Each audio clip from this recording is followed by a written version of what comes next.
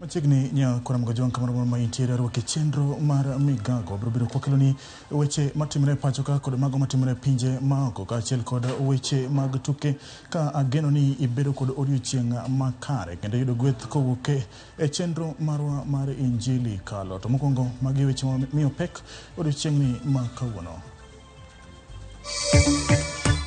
Awachana na hii maneno ya employment levy. Because payslip za watu zimejaa kukatwa. Jagoro mar kotu Francis Atwoli kwa jod burani oket tenge paro mag chik mageto juogo jotich osara mathoth. Our cultures never allowed us to discuss sex with our children. We want our girls and boys to be safe. Moko kuom jod bura olombo jodolo maseyo puonj mag nyodo manie moko kuom buge sikunde primar. Kwanji ma osetho e masira mar yiengni mar piny Morocco kalo 2,000.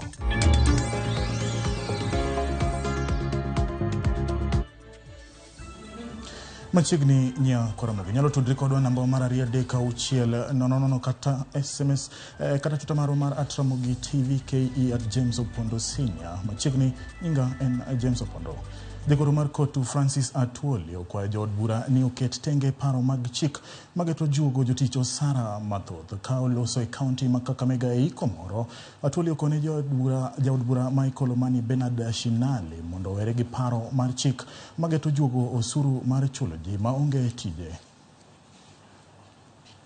Awachana na hii maneno ya employment levy. Because payslip za watu zimejaa kukatwa. We don't have anything left on our payslips. Tukianza tena tuanze kukatwa kazi ya watu ambao ni unemployment, watu wala hawana kazi. Hii itakuwa ama mtu akiwacha kazi alipwe mshahara ingine miezi 6. The Kwanza government is now trying to put some mechanism in place to see whether they can spur the economic growth. But before that, kabla uchumi ujaenda juu, tusiongeze mzigo mwingine kwa wafanyikazi. Kabisa, watu wamekatwa payslip wanaenda nyumbani na less than half of their salaries. Watu wanalipa pesa nyingi. Pesa za kujenga, housing levy, pesa za NSSF tumeongeza, pesa za NHIF, kuna kodi pia imeenda juu. Ajue ya kwamba wafanyikazi hawawezi tena kukatwa pesa zingine extra. Jatend migao mar wuoth gi gedo mag apaya Kipchumba Murkomen osingo ni piny owacho timo duto manyalo mar neno ni gitieko gero apeyni duto mapok otiek ger pacho ka. Nowacho magi kinde rango kaka chenro mag gedo dhi e kaunti ma Bomet. Murkomen nowacho ni gedo mag apeyni en achiel kuom singo manochiw gi tend Kenya Kwanza kinde campaigns kendo en achiel kuom weche ma omi pek e manifesto margi. Owacho ni gedo mag apeyni go biro muonyo omenda maromo shillings bilion 700. Moko kuom apeyni manorango chal margi en apaya malongisa Sigora Chebunyo kod mano malongisa Kembu Chamaner. Jatend migao no tenegi Senator Mabet Hilary Sigei kod jotelo mamoko maya e alwora no duto manokwayo weg geche mondo olu chike mag apaya.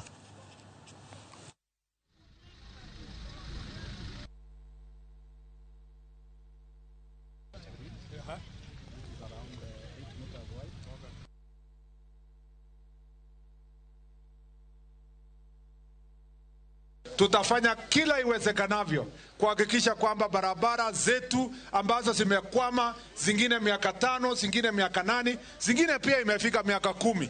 Tunataka tuhakikishe barabara hizo zimemalizwa. Na pia tunataka kuanza na zile constituencies hawajakuwa na haki ya barabara kwa miaka mingi. Na constituency moja imewachwa nyuma miaka mingi ni hii ya Bomet East. Lazima tuhakikishe ya kwamba tukiangalia marginalization kwa mambo ya barabara, moja ya barabara ambazo zimewachwa sana ni hii ya Bomet East. Jodak magathiga kibiko koda nja thaini karchumod bura makabete uniso ichwang margi ewi wach ni ojwangi epok mag mwandu michwalo kokalo kuom jaod bura margi kod kaunti ma Kiambu. Jodago nyo dino yo madhi ka gavana ma Kiambu Kimani Wamatangi kalure ni poko chopo singo mora mane omiyogi kinde mag campaigns. Kinde ng'anyono bende gidwaro mondo jaod bura margi githua wa ushukuru kod gavana Wamatangi mondo owe ywaruok manono kendo giket mahino margi etiyo ne jopiny. Gikoni yore mamoko richo kendo kaponi okogo gi lam to gidhi bedo kod midiro mar wuoth ka El Nino ochakore.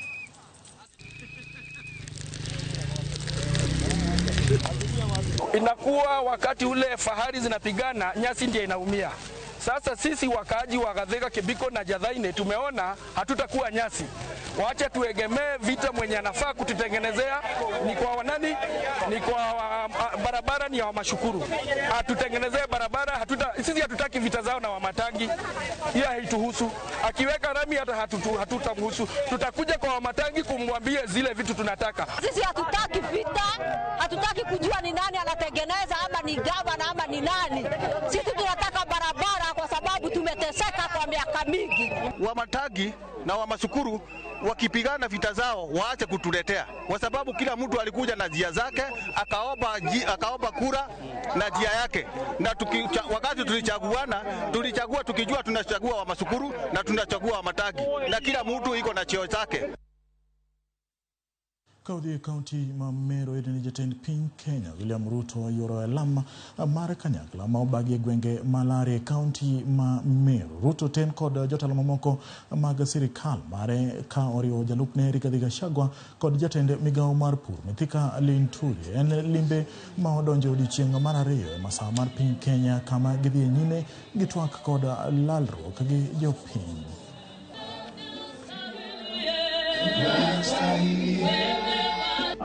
Kujiandaa, tayarisha kitu ambacho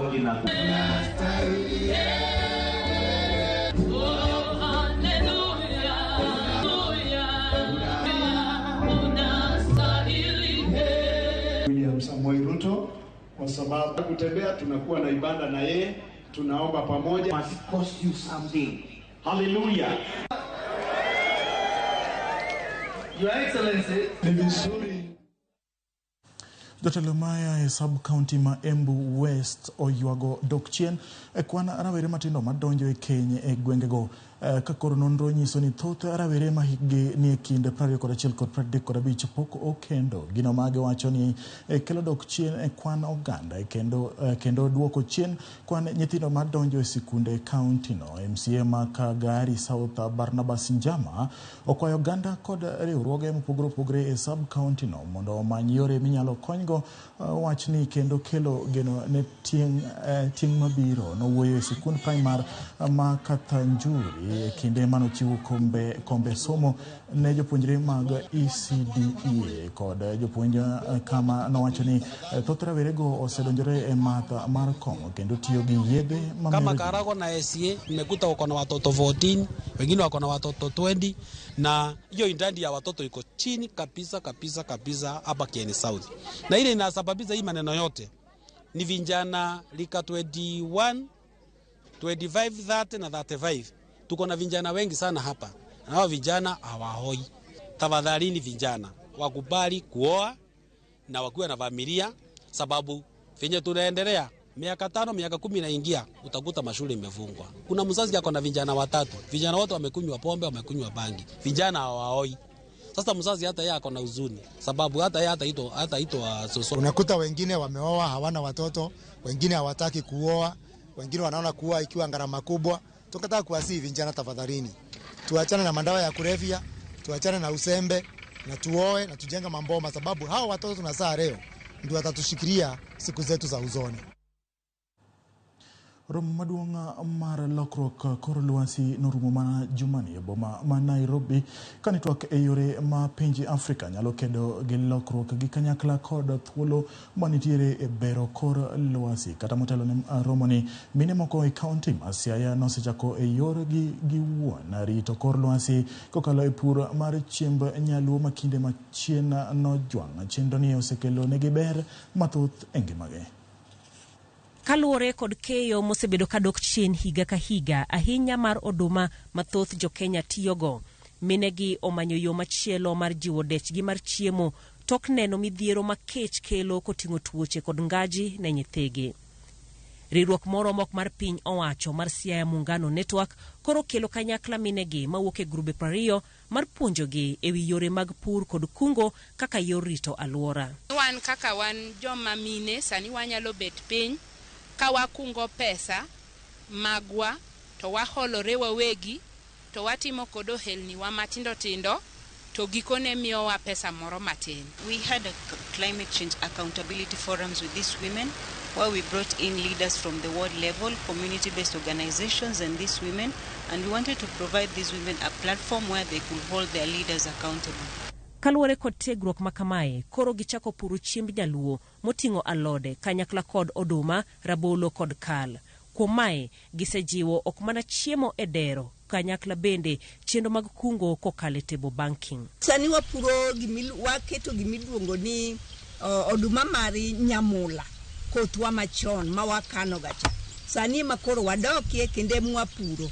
To sani waneno ka koro alwora mar kor lwasiwa bet lokore matin wayudo chiemo. Ka wadhi donje season machielo no yudo ka puodho no waketo ganda, waketo soya, wapidho soya iye. Koro watimo ne intercropping and changing of cropping. Koro surundi mar dala idwaro ni dhako ka dhako bedgo mondo mi kik ibed ni pesa moko midhi ketho kinyiewo kod alot ing'wede puothi ka inyalo dhi nyiewo manomena. Bedo ni koro ginyalo nyayo chiemo kendo keto kwe e udigi, omedo duondgi e dongruok e kaunti ma Siaya ka pachgi e weche lokruok mar kor lwasi nonyuak e wach dongruok ma kaunti ma Siaya ma CIDP ma higa 2023-2024. One of the issues, or rather one of the gaps that is in the Climate Change Act of Siaya was on issues around gender mainstreaming. They have just indicated to that gender a rule just to ensure that they adhere to the constitution, but these women wanted them to be direct and say how many women are supposed to be involved in the county climate change committees. Kwe eot bende osemiyo gi yot mar bedo kod lope maginyalo pure, kakata mond liete mosebedo kijwango e bedo gi lowo koro nigi teko. Apidho ebwo muungano emojiwa ni dhako pidho ga yien kendo kik aluor. Achaka ling matin okaneno gimobuogago. Achako apidho rabolo. Rabolo ni napidhe mubende wache ni dhako pidh rabolo. Rabolo no nitie. Anyalo chung' mapuonji kata dhako machiliel biro ira. Nito kara mane mari tekni itieko nang'o. Yo machielo magikedo godo ewi lokruok kor lwasi en kokalo weyo tiyo gi kendo ka koro gitiyo gi jiko manyasani matiyo gi yien matin. Kamano bende gitiyo gi ler mar sola maging'iyo ni jokanyo gi duto obedo godo e miechgi. Kik wati gi yien mang'eny. Makata ka in gi yien ariyo ni noromo ichwako pinu wuon nyithindo, irungo nyuka, ichaki tedgo kuon bi ichaki tedgo chiemo machielo. Mane momiyo jiko ni wagere kata ni mine mondo mimino yud kaka kungo yien makoro kinya tiyo gi yien mang'eny seche mitedo. Sami tedo cha okidage iro ibe idum maber arufu ni ber kata kosudo buti winjo fragrance malong'o okowinj ka piny tek kode ahinya. To ka ichido isechako onge pi jowadwa odno rach. Kaluwore kod lokruok kor lwasi mamiyo goyo kwan gi koth ni pur bedo matek, minegi bende koro kungo pi magitiyo godo e kuoyo e puothe ahinya mag alode magitiyo godo e dala e kind tije mamoko. Jopiny ma pacho ka osefwenyo chandruoge ma lokruok kor lwasi kelo e ngimagi. Omiyo minegi mawuok e grube ma kaunti ma Siaya koro onywako puro chiemb nyaluo matimo maber e puothegi. Pur kod pithni kopogore kod jiwo aguch chiemo bende kelo lokruok maduong' e ngima margi. Kwa mwakojon kaka winjo kaka Dina Ahenda wacho ni joma wakeni nyaka koro oher pidho yien mondo mi kaka rito kor lwasi odhi e yorno makare. Ne ji duto te kiyudo kamoro minyalo lut yien nikech ngima mabiro nyaka bede yorno makare. Obuya Kiba owacho ni oneno Ramogi Migago ka entiere Nyatike bende ne kata Tony Awili. Owacho ni Ramogi TV ler kendo chopone e yor makare ka entiere Ragana Migori. Witi Jarodi be owacho ni oneno Ramogi News yorno makare ka entiere Hotel Tausi Rodi kod Collins Odhiambo kod Maurice Okumu. Ero kamano jodala wa Enoso Omondi bende wacho ni oneno Ramogi News ka entiere CBD mano chunyi boma ma Nairobi. Dickens Omolo bende owacho ni en kodwa kanyakla. Nyakoro Mogo John wakaw yo madundo ka wadugo to pod wan kod weche mathoth ma notimre e pacho ka kod amago matimre pinje maoko.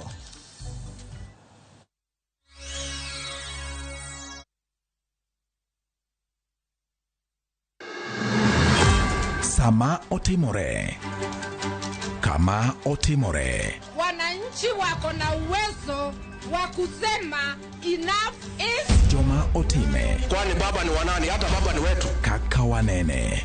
Fred Ogweno. Ka okuchuni to kilose. Kine kolose. To tieno bade.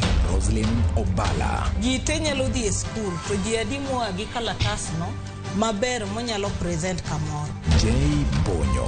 Gima notimore Siaya en gima ok onego timore e piny manigi dhano molony, manigi dhano modhi sikul to nigi jotelo moyie. Kod Victor Otieno Makajuma. Ma en cheno biro ni achiel kachiel kod Ramogi FM, kar chunje duo kod Ramogi TV. Kaka wanene.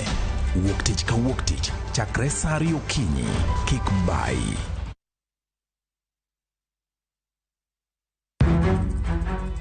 Samoro hera biro gi lit kod kuyo. Akwai ni monde ng'wonna. Samoro hera biro kod luoro kata mana mirima. Ketoga singo mag mriambo kende. We ang'ise adier Sarabjit Singin. Hango na gimora mora ka. To pende ni wacho miriambo. To samoro hera fwenyore kuom nyathi matin maonge ketho. Jogi paro ni pifo param ofuo ahinya. To paronwa ni ok rach hero ng'ato kendo. Ok wachak wadhaw kendo. Mokwongo param dwaro ranyisi mar adier. Joot rito kendo joot nyalo kelo lit. Kaka nene chal ni podi iyo wang' koda. Dibed ni in podi paro gima an natimoni. Kata kamano, joot pod gin joot. Sarpanch ji. Dawe an madhi kuongo tugo. Ase wacho ni ane madhi kuongo tugo. Choti Sardani. Wuok tich nyaka ngeso saa 2:15 otieno. Mana Ramogi TV.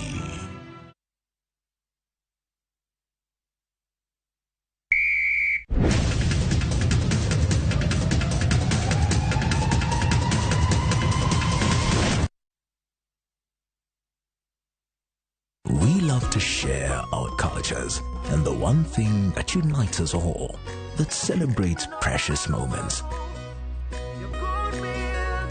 nurtures our Kenyan spirit, welcomes, and even inspires. Our language does all of this and more. The more the milk, the better the chai.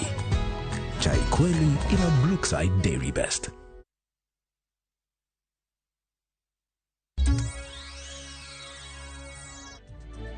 Mochigri kendo nya Ramogi kawadhi nyime ni bad migawo mochung'ne gedo mag apeyni madongo e pacho ka Kenha osechako chenro mar yawo kar chiko oula manie bath apaya e kadak ma Imara Daima e kaunti ma Nairobi. Kenha wacho ni chenro no biro neno ni pi ma thoro wuok e apaya maduong' mar expressway kinde koth mapek kendo olore e apaya no ok gudre e kinde mabiro. Bano mar maborne romo kilomita 3.5 biro kunye olalo maborne romo kilomita 3.5 mabiro neno ni pi oula ok gudre e bath apaya no. Through the Director General has instructed all the regional directors respectively to ensure that areas that have been flooded previously are attended to now ahead of the rains.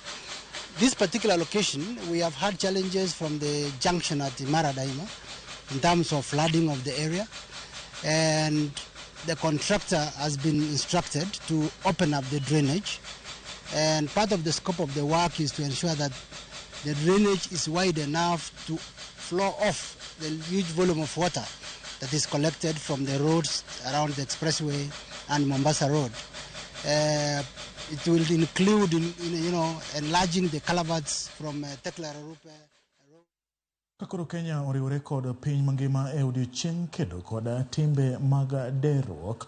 Luoro nitie kalure kod kwan ma medore mag joma dere e kaunti ma Siaya. Komanda mar obila e kaunti no ma Siaya Michael Mushiri okoni kalure kod nonro magingo ji 39 osekawo okongi magi e dweche 12 mokalo. Okoni e higa achiel joma osederego oting'o chuo 32, mine 3 kod nyithindo 4 manie kind higni 8 kod 12. Mushiri okoni derruok makamano itudo kod dang'ni mag paro makoro ni malo e kaunti ma Siaya. Gikwayo mondo keto kenge makare mabiro neno ni ngima obedo mayot mar reso oganda ewi dang'ni mag paro mamiyo gichwe gikawo ngimagi ka gikoni jokanyo koting'o kanise owinjo okony e reso oganda. E higa mokalo ni ji 39 osenegre kendgi, to ng'enygi ahinya yudo ka gin jogo machuo ka gin ji 32, kendo nyithindo be osebede kwan no ka nyithindo gin nyithindo 4, to joma mine bende nosebede kwan no ka gin ji 3. Tiyudo ka negruok ni nyading'eny yudo ka timre nikech ji mang'eny gin depressed, to kendo yudo ka nyithindo be gima timre ne nyithindo nyading'eny yudo ni weche mag somo miyo gi stress ahinya. Nyathi yudo ka janyuol orido ne ni max makama ma nyaka yudi. Tago erokamano nikech CBC mobiro makoro onge wach mar max. Ang'eni pod otek ahinya, but gi mbele odhi bedo nwa maber kendo odhi bedo nwa mayot. To kendo yudo ni e piny mwadake sani ji oherre kendgi kendo onge bet e kamoro achiel ma ne nitiere chon. Koro kata ka ng'ato nigi wach machando wiye kata wach machando pache, to ng'amo nyalo lero ne wach ni bedo nyading'eny ni onge.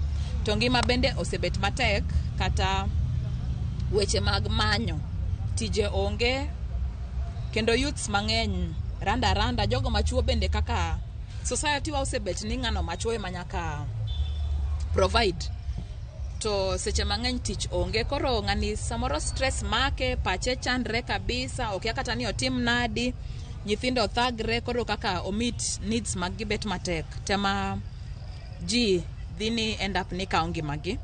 The role of the religious organizations, I've also said, is very, very critical. And then the role of community and opinion leaders. Collectively, they would play a key role. They'd be able to mitigate and assist in preventing cases of suicide. Tisend nyakalondo mar Vuka FM model higni 12 nyaka ne chake Vuka ka otudore gi bengi mar Equity no bago nyasi e gweng' Mambale e kaunti ma Vihiga. Nyasi no ne otele gi jatend nyakalondo mag Royal Media Services e alwora maimbo mar Kenya Vincent Atea kod jatend Vuka FM Margaret Asava. Johera mag Vuka FM noyudo thuolo mar neno kendo tudore gi jolendo mathiring'inyi ma osebedo kamiyo gi mor, puonj kod dongruok.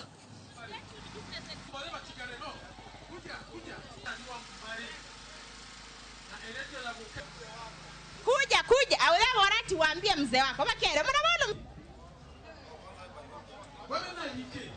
Na katika muda wa miaka 12 ambayo Vuka imeweza kuwa na mchango mkubwa kwenye jamii hii ya Wamaragoli, na ndiposa Royal Media ikaona kwamba pia nao vile vile wanahitaji kituo, na kwa hakika Vuka FM imeweza kuvuma katika Vihiga County na maeneo ya karibu. Tunasema ni asante sana kwa wasikilizaji wetu. Tumechangamka na wao na tumewaletea pia sponsors wazuri ambao wanaweza endelesha maisha yao. Tuko hapa na Kupa Equity, tunafurahi sana, na tunapoadhimisha miaka 12 ya utangazaji katika lugha ya Kimaragoli, tunafurahia sana kwa sababu watu wetu nao pia wamejivunia waweza kutumia Equity mobile app kama wewe ni mwanabiashara na uko na account yako Equity, kulipa kwenye duka lolote, bit supermarket, hospitali, mahali popote ni bure. Unabonyeza tu *247 hash. Utabonyeza *483 *210 kujiunga na Kupa Kenya, na pia unaweza download our app through Play Store, Kupa Kenya app.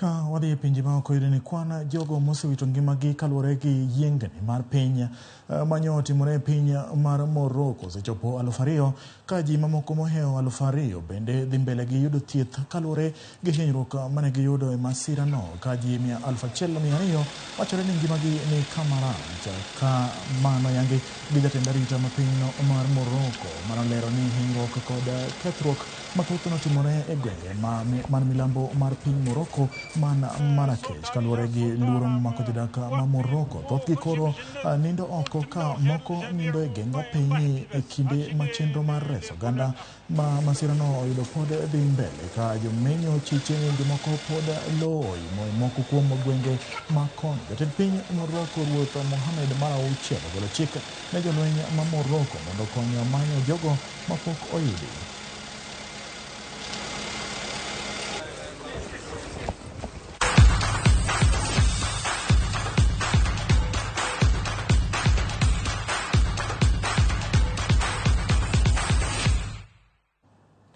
Kaudhi weche mag tuke ni tima mar England, Australia, Ireland gi Italy nochako tuke rugby pinje duto gi loch tukegi mokwongo. Otieno manyoro George Ford noloro ne England points 14 kendo konyo timno loyo